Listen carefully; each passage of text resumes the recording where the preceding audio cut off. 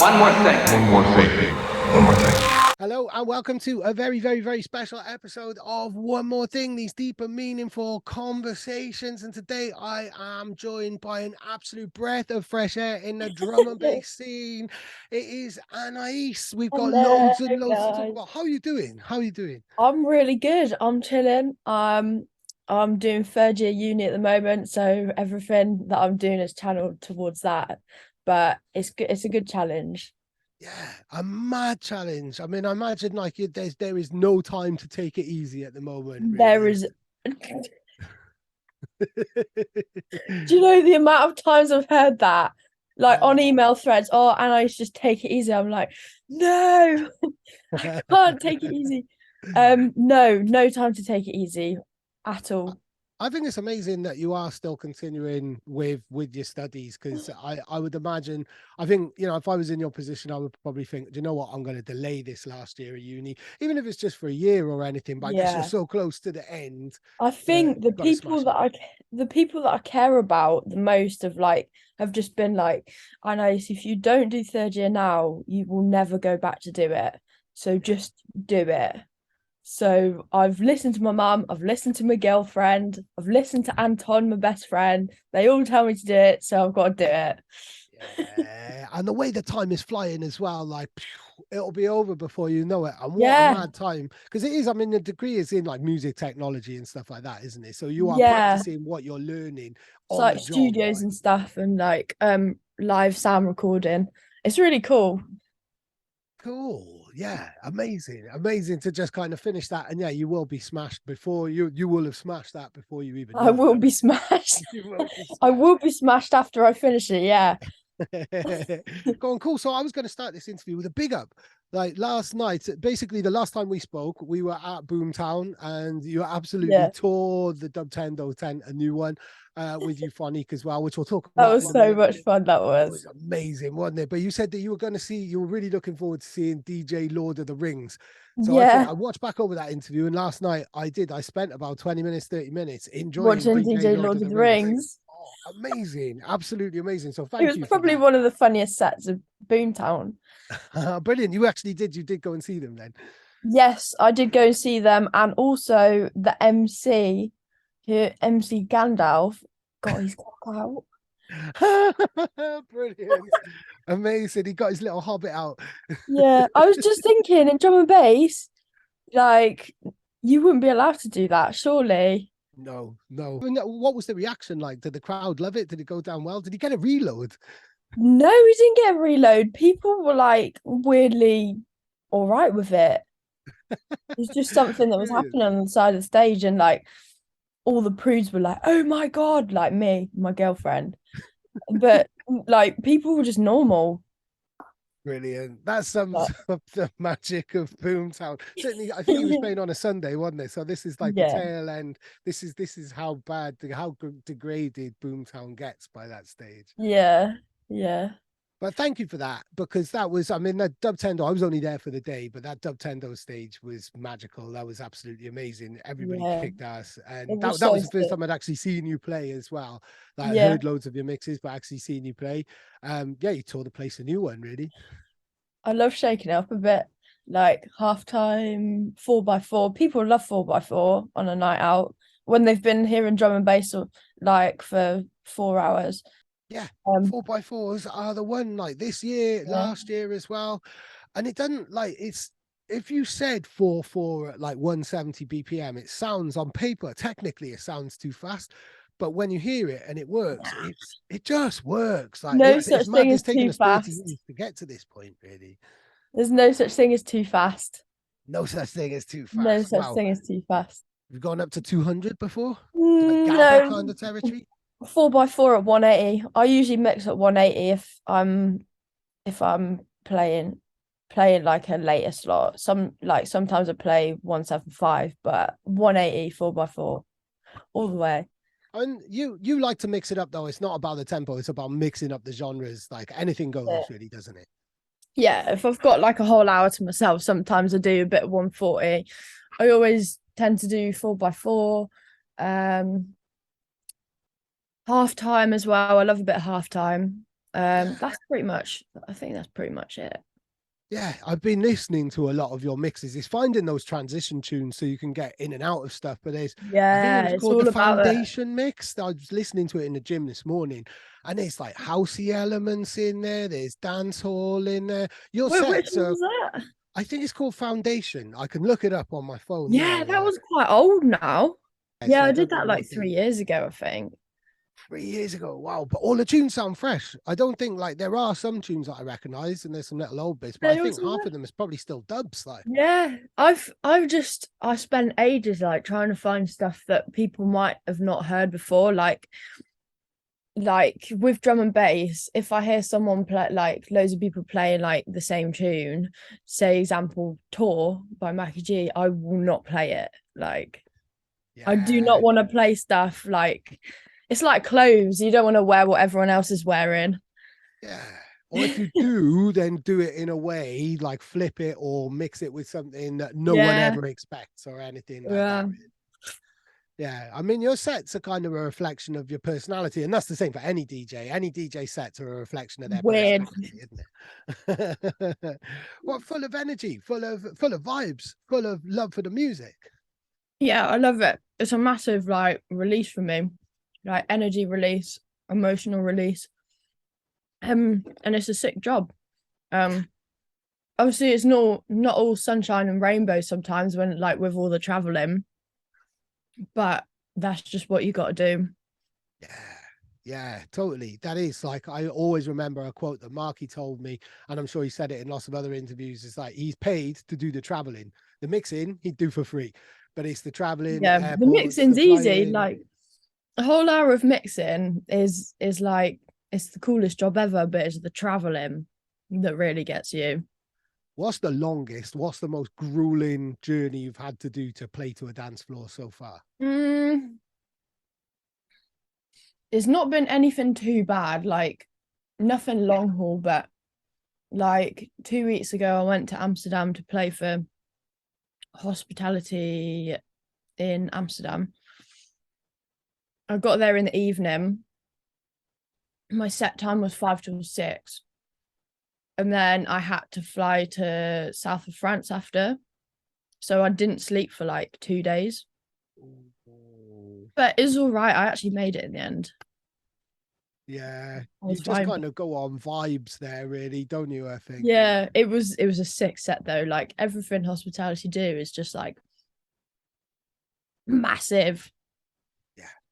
Absolutely massive. And I'm not used to it. I'm just a girl that is like played loads of Bristol sets like in like Crofters Rights and Lakota to like no one. And then to like be put on these big stages is proper reality check. Proper reality check, but it seems like you've just adapted to it straight away. Like you just Yeah, dived in. I love it. The more people, the better. Yeah, go on. I mean, big up Bristol first of all. We'll get on to hospital really, and the EP and everything like that, and you know your role as a mentee with them this year.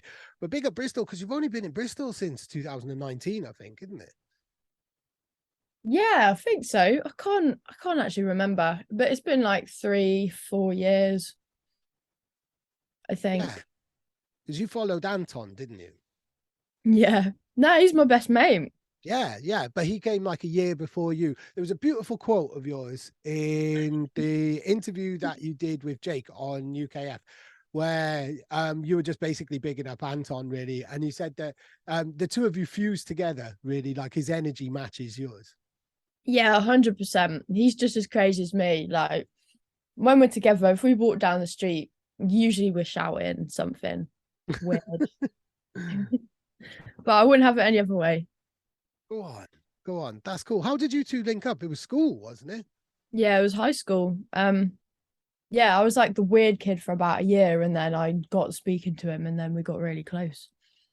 He used to always be the one like fighting in the corridors, and I used to be like, "Oh my god, he's so cool. I want to be with his friend. I want to be his friend."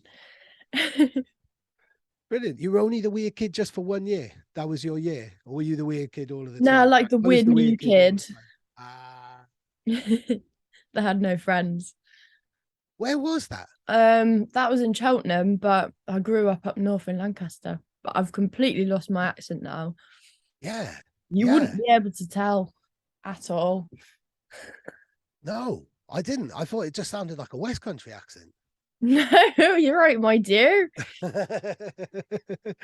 Cool. Yeah. So then, I mean, you kind of settled in and made Bristol your own, really. You and Anton, really, on this. Like Invicta, your success, Invicta's success, Anton's success, Antics as well. Like everything is just kind of gone in the last couple of years. Like even with a lockdown thrown in for good measure. Yeah, gotta love a bit of lockdown. Lockdown really helped me, actually. In terms of like getting up to speed as a producer and your skills and stuff like Yeah, that? Or... like I feel like when I came out of lockdown, people took me a lot more seriously.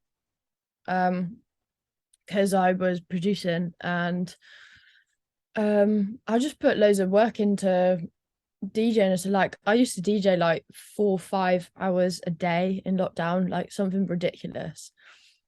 I don't do that anymore. I hardly mix now just because of uni and stuff, but that practice has gone a long way.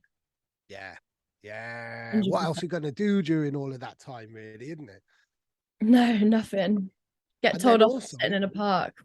Yeah, or your debut EP came out in all of that mix as well on Deep in the Jungle as well, didn't it? Yeah, that did absolute bits for me. Like the respect and like from promoters and stuff that came after that was amazing. But yeah, big I up feel DJ Hybrid as well. Big up any opportunity to big up Alex. Yeah, Alex is seriously sick. Yeah, he's a goat. One of those unsung kind of heroes of the scene, really, just hardworking all of the time.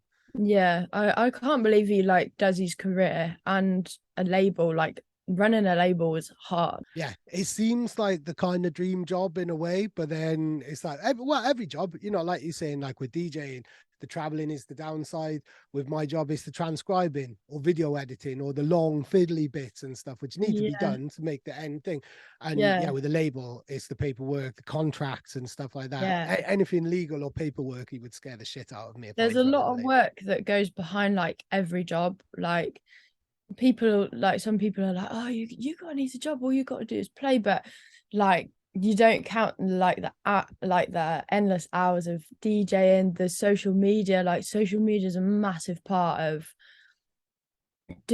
success and doing well in drum and bass at the moment. Like if you're not on social media, no one will hear of you. And making tunes, making bad tunes, and then trying to fix them to make them good tunes. Like it is a full-time job. It is a full-time job, but a really fulfilling one. Then, especially like right now, where you've got this EP now, the Ultrasound EP. So tell us all about that and how many bad tunes, because behind every good tune, there's always a load of bad tunes and stuff. So what was the journey to get to this? The journey to get to that point. So I'd got a bit sick of making drum and bass, so I was like, fuck it, I'm gonna make some dancehall because I love dancehall. Sent the dancehall beat to Red Fox because I've always listened to Red Fox. I don't know if anyone knows a French band called Onto a Loop. Right, okay. Go and listen to them. They're really sick. They're like a reggae band. I sent it to him. He got back and was like, yo, I love this. Let me jump on it. And I was like, holy shit, okay. That's mad. He sent me vocals and then I flipped it into drum and bass from that. And it's so much easier, like when you have an idea or some lyrics already, to then build it around. Yeah. If you get me. And then the other 2 tunes, End You, I made literally within a day. I just love like skippy kind of drums. Yeah. So that was kind of easy to put together. Do you know that tune reminds me of Dub Physics? I could hear Dub Physics playing a tune Does it? like that. Yeah, thank you. That's nice. One of my favorites as well. Just a proper bashy rinse out, basically. Yeah, I love those kind of drums. And then the TZ one, me and TZ just linked up, and we had that one made like a couple months before all of that. So I basically had an A&R session with Hospital, and they were like, "Yeah, let's do it." And I was like, what? Wow, go on, cool. So there wasn't that much back and forth then, or No, anything not like really. Brilliant. And then I had like I had a meeting with Tilo and Chris, the guy that runs it, and they were just like, yeah, like we want you to do an EP. And then I just had a meeting with the mixing engineer Newtone that they use, and then he basically told me like maybe I'd tweak this vocal a little bit, maybe I'd tweak this, and then I tweaked those things, and then that was it. It was good to go. Wow, amazing. This is all part of your the mentorship that you're on, really, isn't it? Yeah, it is, but I just didn't know that I would be able to release music on hospital like that quickly into that's really doing cool. it. And really just like responsive as well. So not, kind of being, I think a lot of artists are on like, kind of you're waiting for your release to come out and things like that. But it seems like you've come with them with a bunch of tunes and they've gone, right, cool, let's get them out. They seemed really speedy, a lot speedier than a label of that size would normally be able to be. Yeah, labels are long, like waiting for someone to listen to your track is like, it's really hard.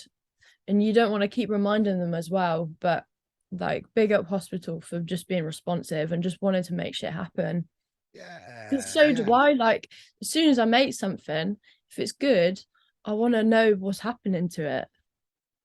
Yeah, this is it. And patience is another thing, like part of the kind of downsides of the job is learning to have some form of patience or anything, or like, because you want, and I'm still like, 20 years into my career, I still want things to happen now or yesterday. But you need to be patient and rely on other things. And that's another skill that has to be developed along the way, really, doesn't it? Of just kind of 100%. waiting for things to happen, or sometimes like, when you're sending demos and stuff like that, did you have quite a long period then of sending demos way before all of this stage, before I've the Deep in never the really Jungle sent release? that many demos, like I don't actually make that many tunes. Like I make one maybe every month because of uni. Me and Molly Collins have made 2 tunes. Wow, sick. And that was the easiest tune making process I think I've ever done. Like literally got both of them done within 3 days, just like send it, sound, yeah, I'll sort that, and then swap them over.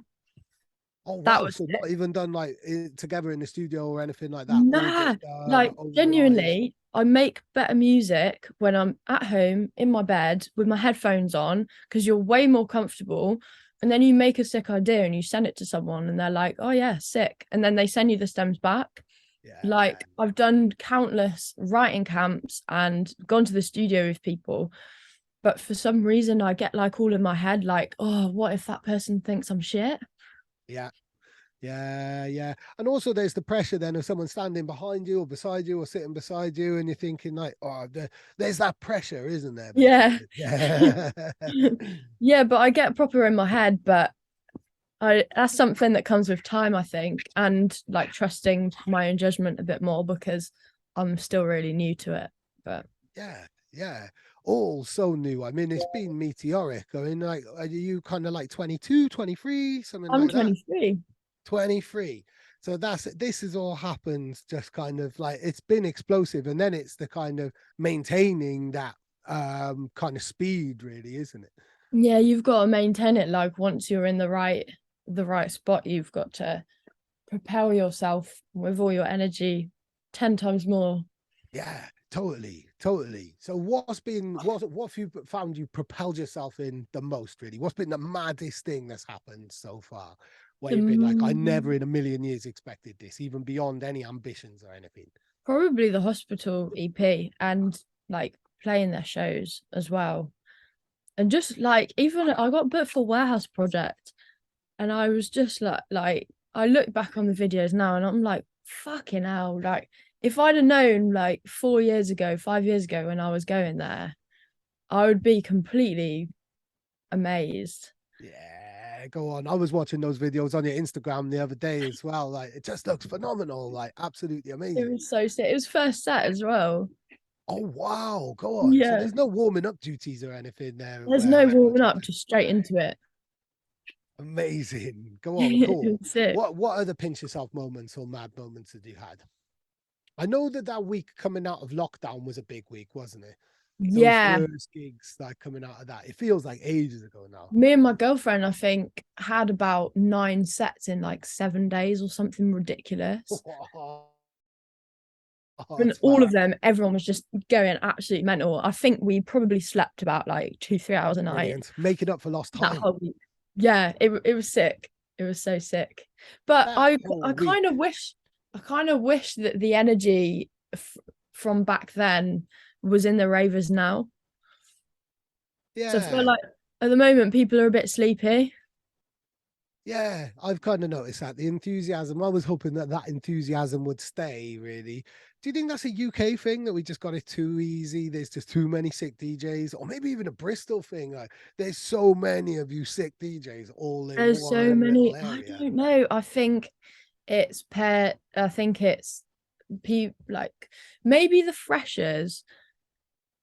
The freshers 2 years ago in lockdown were 16. So they might have not known like or been around that much music. Yeah. So they don't know what's what.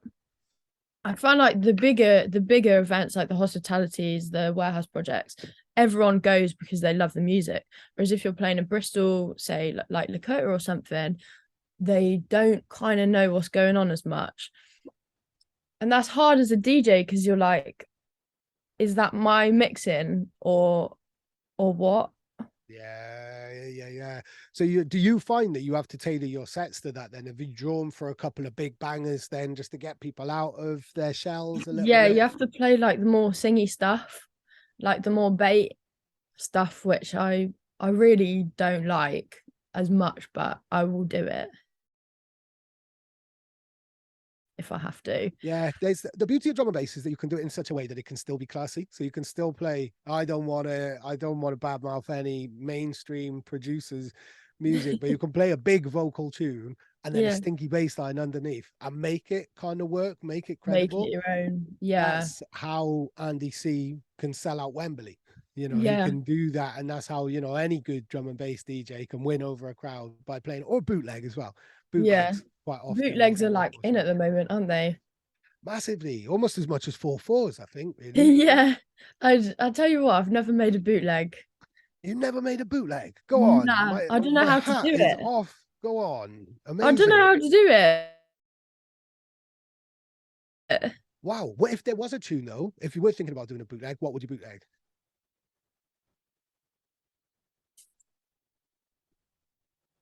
The tension.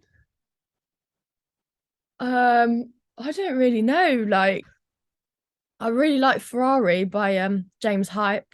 Okay, go on. I'm a bit of a hype gang.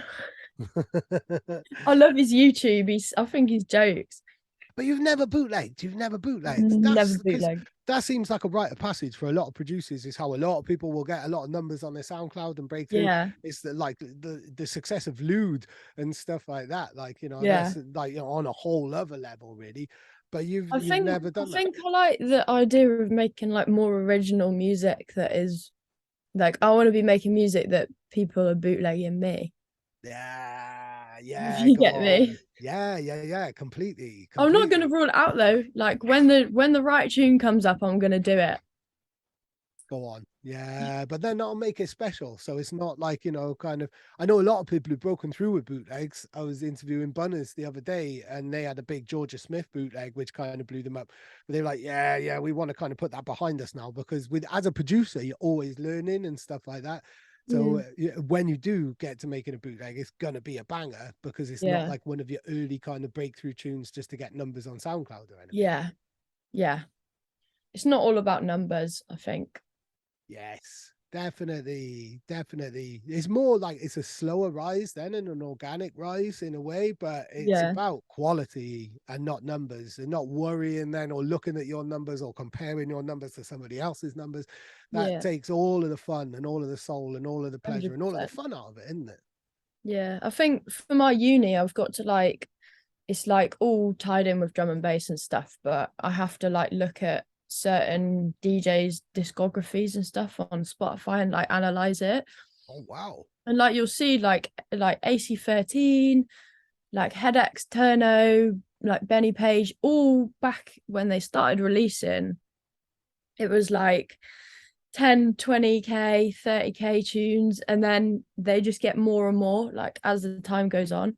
So I just keep that in my mind, I think. Yeah. There's time, like it kind of just time, everything takes time, and everything, it's a slow game, it's a marathon, not a sprint, Yeah, really, isn't it? yeah. Go on, Yeah. what else have you learned then? If you're using drum and bass as a context for your degree and stuff like that, what else have you I'm learned? learning so much. I'm like looking into like the origins of jungle, like the pioneers of jungle, like what makes them so successful, and like just like finding out loads and just like trying to put it into my own career in my own head.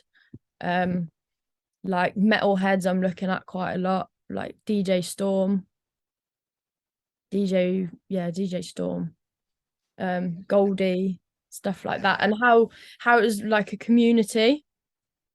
They all like brought up together in a community, and I think that's really important. Yeah, massively. The one thing that always inspires me, and it was something that Ray Keith has told me when I was doing this book with him, is that DJs back then, when jungle was just forming, DJs would pass through and check each other's sets out. So they'd be playing somewhere up north, and then they come through and they'd see, like, you know, let's use Ray as an example. He'd be playing up north, and then he'd come back, and Kenny Ken is playing a 6 a.m. set. So he'd pass through and go and check him out somewhere, Yeah, and they'd all check each other's sets out and stuff like that. And I love that kind of vibe. I think it's romanticized a little bit these days, like, you know, kind of life is life, and you've got to fly around, and everybody's going off everywhere, and it's a lot, the network is a lot more sprawling. But I love that idea that there was kind of there, you know, to begin with, there was like just 20, 30 DJs all with, like, you know, kind of different dub plates, all checking each other's sets out, really, and pushing each other. Yeah. Oh, they've got that dub plate. I wish I could have that. Yeah. Yeah. But I mean, you've always seemed to be massive on the dubs, like we said about your mixes and stuff like that. Who'd you go for dubs? Who's been your best provider of sick tunes? It would probably have to be Formula. Go on. And he's Oliver. on EP as well, isn't it? Yeah. He has a massive work rate, and like the tunes that he sends me, like most of them, like I would play, and so I play a lot of his stuff. Go on, wicked. Anybody else? Who else can we find in your set? Yeah, SMG. Have you heard of SMG? No, I haven't. He is seriously good as well. Like he's got like that little bit of like a techie, similar sound. And he's Bristol as well. He lives in Bristol. He's seriously good. I think he's gonna be pretty big in a couple of years. But him as well. Go on, wicked. So I was going to ask you, if you had a choice, this is a random one now. If you had a choice, and you have to do one of these, right? Either DJ with your feet for the rest of your life, or produce with your nose. And that's how you're going to produce, or that's how you're going to DJ. It's just a situation. I'd rather DJ with my feet, man. I feel like I could do it. If I was in the right position, like maybe above the decks, like on a seat, like a lifeguard seat or something, I reckon I could do it. Brilliant. Go on. Cool. I couldn't produce with my nose, I could tell you that. No, you'd need to clean the keyboard all of the time and stuff like that. Like it was, blatantly DJing with the feet, really. There, like you started as a raver though, didn't you? Not like you came through as a DJ, but you started on the dance floor, and I think you can tell that as well in your sets and in your music. Yeah, Blue Mountain under 18 events all the way. Go on. Wicked. Go on, yeah. I think now I just try and do my sets as if like if I was a raver, what would I lose my head to? And I try and incorporate that a little bit. Yeah, that's the way to do it. Then you're on the dance floor, you're with them, you're thinking like them, you're seeing eye to eye, you're tuning into their frequencies then, isn't it? Yeah. Do you get a chance to rave anymore with uni stuff, with your career, with production, with DJing and everything like that? Not really at the moment. I genuinely I have a better night out when I'm not going to a drum and bass rave. That's because drum and bass is your life, isn't it? And it's Yeah, work. I've got my drum and bass head on, like, so I don't find myself having as much fun because either I've heard I love going to see sets that I've never seen before. So like I'm going to see a Manu soon with my girlfriend.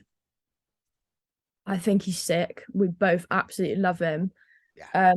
And it's just about finding like stuff that's a little bit different that excites you, and then just going to see that. Yeah, definitely. Like DJ Lord of the Rings. So. Like DJ Lord of the Rings. Go on. Amanu is a really good example though of somebody like yourself, really, who's just like pushing the boundaries and not drum and bass doesn't have to be rigid, does it? It doesn't have no, to be it doesn't. this kind of 174 ring fence and nothing like out of the ordinary or anything. The best stuff happens when loads of shit is thrown into the mix. Yeah. Really, Yeah, you got to take him on a journey. Like Manu said, he goes into like house, everything, and it's like a big massively. Now I know that he's played for Unorthodox lately, and you've done like one of the mixes that I've been buzzing to this week was the Unorthodox mix he did a couple of weeks ago. You've also done one for Radio 1 this week as well. So yeah, I did. Yeah. Shout out Charlie T. Like, shout out Charlie T. Charlie T, you're sick, mate. Yes, massive shouts to Charlie T. But yeah, like big up Unorthodox, really. And you mentioned your girlfriend a couple of times, really, and just the presence of the queer community in drum and bass. Yeah. That's been a game changer in the 4 or 5 years that you've been around in the scene. Like that's turned on its head, really, hasn't it? Go on. Hello. Yeah. Sorry, she is right here. Cool. What was the question? Basically queers representing in drum and bass. Yeah, I feel a lot safer like going to raves and stuff now. Like Nathan X is like doing an amazing movement with like those safe spaces and stuff. And yeah, it's everything's going in a positive direction. I think drum and bass has always been about like unity and stuff. So it's nice to like ensure the unity. Yeah, definitely. I mean, were there times prior to this then where you didn't feel safe? Yeah, like at some points and like on the street and stuff, but I couldn't think of like a time. But you definitely like if you're like at like a little bit of a rougher rave or whatever, and like you do get looked at and stuff, and it doesn't make you feel unsafe. Someone strangled me. Do you remember that? You weren't there. Oh yeah, someone strangled her. Wow. No way. That's awful. That's Where awful. was that? A drum and bass night or just in general? Drum and bass night in Blue Mountain night in drum and bass. That's the dark side. That's the dark side. That is fucking awful. And that behavior just needs to go. Like that. Yeah. That's it guts me that behavior even exists, or those situations even happen, really. You do. It is like certain places and certain times and certain raves that you might think, oh, I shouldn't probably go to that, but yeah. I mean, there is that's sad because there is like I've always loved, and I mean, this is the entitlement of being a white man. I've always loved the danger, free parties and stuff like that. There were a lot of free parties that I went to back in the day in South Wales, where it was dangerous, you know, where there's no authorities there. If you get mugged or if you get into a fight or if you look at someone the wrong way, I liked the thrill of that in a way. It kept you on your toes. But that's the entitlement of being a white man, really, isn't it? It's a very different set of circumstances. I can't say I've been to a free party just because like I don't like the feeling of not being in control of how you get home or your stuff or whatever. Like anything could happen at one of those. So you haven't come from the free party scene and stuff like that, because I think people I've got an assumption that everybody in Bristol goes to free parties like I went to once a night. At least once a night. Yeah, once a night, you've got to go for your nighttime free party and get your bag of Kets and stuff like that. I'm going to bring out all of the Bristol Yeah, stereotypes and Ket is stuff. rife in Bristol. Maybe Everyone that's why does the Ket. dance floors are sleepy. I was going to say, is that the Yeah, next thing? 100%. Like K is like, I hate it because it turns everyone into zombies. Yeah. Do whatever you want when you get home, but when you're on a dance floor and you're mingling Don't and do it's K. lively Don't do music, K, guys. Remember, full stop. Just say nay. just say nay. I can't Yeah, remember what we were talking about. We were talking about free parties. Yeah, so you're yeah. going to go to your nightly free party. I went to the free party in Yate with Izzy, my girlfriend, and a couple of people were like, "Oh, isn't like a proper free party?" So, well, it was a free party, There's but like 2,000 people in there. yeah, but it wasn't like an outside, like everyone is all lovey and stuff free party. Just more of just a gaggle of people. All We're in a raving. fucking warehouse and like there's loads of police outside trying to get in. Oh wow. Okay. That Kind of sounds like vibe. a free party. That sounds like the type of dangerous type of parties that I was on about, really. Yeah. So what I would your didn't quite like it. I didn't feel like I could get loose and feel safe because I like to feel safe when I'm like enjoying on yourself? my own. Yeah. Completely. What would be your dream night then? Your dream night as a performer and your dream night as a raver. So what would the dream lineup be for you as a DJ, first of all? In Manu. I can't wait to see a Manu. Like, honestly. In Manu, I really like AMC. I think every time I see him, he's just like Yeah. He's a machine. He's a he's machine. the fucking machine. Um, who else? Like maybe something one like kind of neat or something, Cokie, Oh like yeah, go on, slow Cokie. down on the mic, Killer P, Ivy Lab, drum and bass. Maybe some are born on road because I always enjoy their sets. Yeah. But yeah. Go on, cool. Or like a really bait night out, like go into fucking fever or like what's a bait night out? Prison. Yeah, Just right like there. and Just not a that real I've never cheesy. been to prison, but like an SWX or just like singy tunes, like just getting absolutely fucked off £1 wickeds. Like I quite enjoy doing that too. Yeah. Go on, living the student life. Living the student life, which you are, Yeah. like really, or just when you can find time to squeeze that in, really. What happens next? Now we got the EP is out now. What happens next? Gunshot. Bullet in the dance. Cool. Gunshot, there's a bullet in the dance. It's a tune that I've made with a guy called Johnny Darko. We're filming a music video for it in like 2 weeks. It's coming out on Invicta. Sick. It's really catchy. I think people are gonna like it. I don't think a lot of people have heard it, but I think I'm just gonna slam the singles for a year. Go on. Just like On Hospital and Invicta. You've also done a yeah. self-release as well. You've self-released a little bit of music Yeah, I too. did a self-release. I'm kind of like trying to test the waters with like what does best. I think singles are doing best at the moment. So I've got like the next I've got January, February, March, and April singles. So you've got a single a month coming out. Go on. And Amazing. probably like as I make more singles will come out after that as well. Amazing. So this is the season. This is the time now for you to really flourish as a Single producer season, as well. baby. Single season. Brilliant. Go on. Amazing. What else does the world need to know about Anaïs right about now? It's November 2022. That I'm doing uni at the moment. So I can't make that many tunes. Go on. Still a single every single month. That's more than enough singles, isn't it? Yeah. Wicked. Yeah. When do you actually finish uni? Like that'll In be May May. next year. Yeah, in May, and then I'm done. And I'm just gonna try and do music. Wicked. as Go on. much And as then welcome possible. then to years and years of waking up thinking, shit, I've still got some coursework that I need to hand in. And then thinking, Yeah. oh no, I haven't been to uni for like 20 years. Is I it still get these how old are dreams you? now. I'm 44. You don't look 44 at all.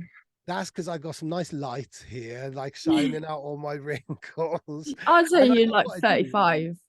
Hey, go on, cool. I love what I do, and I think that's like, you see most DJs, like I couldn't believe that Fabio was in his 50s. Like when he told me, I thought he was like late 40s or something like that. But I think like Yeah. when you love what you do, then it's hard to look old. I think you only start to look old when you start to get pissed off with everything, really. And stressed.